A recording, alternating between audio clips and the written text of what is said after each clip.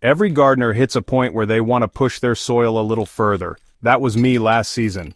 My beds were doing fine but not thriving. Growth was steady, but the soil didn't feel alive. So, I decided to test 3 unusual soil additives I'd heard others rave about. Media group, used coffee grounds on a plate, banana peels soaking in jar of water, alfalfa pellets in hand, flat lay of coffee grounds, banana peels and alfalfa pellets at its stock at it distribute _equally, used coffee grounds, banana peel tea and alfalfa pellets. All were easy to source, natural and praised for their soil boosting abilities, but only one made a dramatic, lasting difference.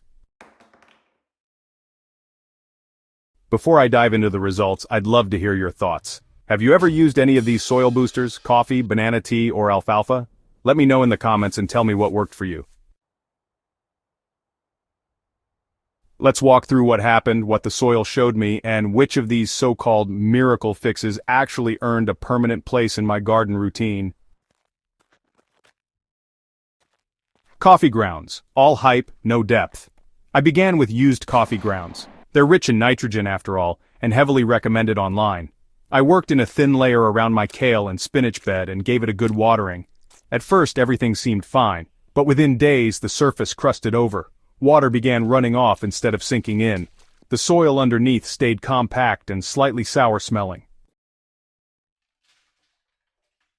While coffee grounds may offer nitrogen, they also compact quickly and foster a dense surface layer that disrupts airflow and microbial balance. After about 3 weeks I noticed no real improvement. If anything, the plants seemed slower.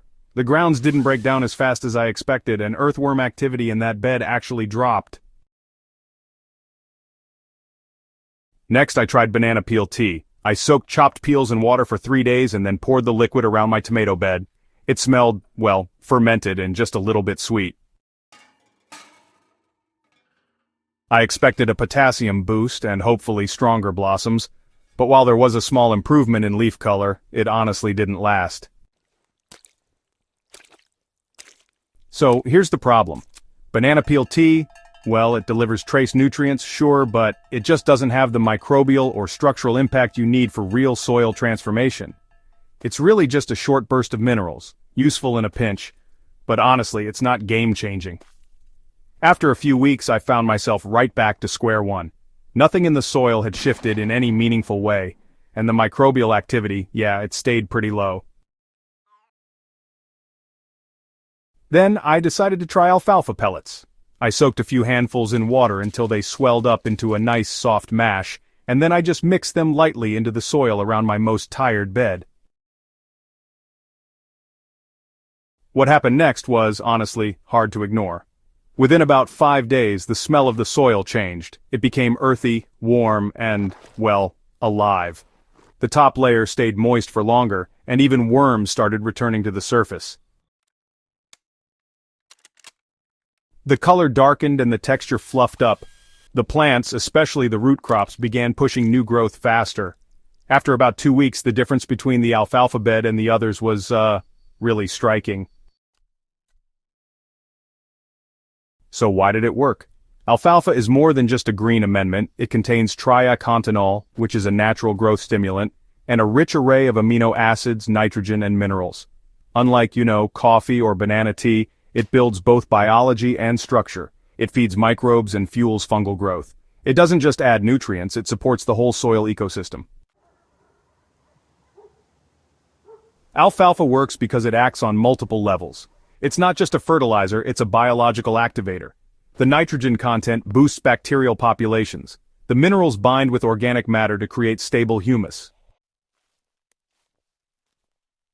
So, the natural sugars and proteins actually feed fungi, and these fungi in turn build these amazing sponge-like networks that, help retain water and support deep root development. In just one growing cycle, the alfalfa-treated bed outperformed the others in moisture retention, worm activity, and plant health. I saw deeper root systems and fewer signs of stress during dry spells. Even the compost in that bed decomposed faster because microbial life was firing on all cylinders.